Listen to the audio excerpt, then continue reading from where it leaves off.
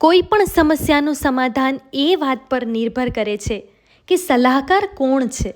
કારણ કે દુર્યોધન શકુની પાસેથી સલાહ લેતો અને અર્જુન ભગવાન શ્રી કૃષ્ણ પાસેથી.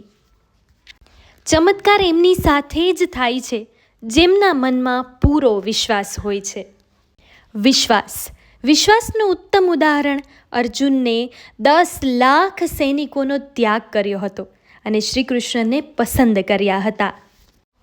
ઈશ્વરે બનાવેલ આ સૃષ્ટિ ખજાનાથી ભરેલી છે. ચોકીદાર એક પણ નથી, પણ સિસ્ટમ એવી ગોઠવી છે કે આ દુનિયામાં અબજો માણસો જન્મે અને મૃત્યુ પામે, પણ કોઈ અહીંયાથી એક સળી પણ લઈ જઈ શકે નહીં. ખાલી હાથે આવે અને ખાલી હાથે જાય.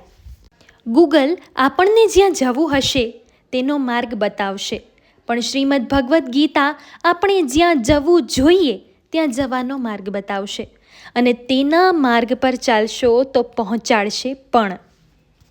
કોઈના વર્તમાનને જોઈને તેના ભવિષ્યની મજાક ના ઉડાવો, કારણ કે સમયમાં એટલી તાકાત છે કે તે કોલસાને પણ હીરામાં ફેરવી નાખે છે.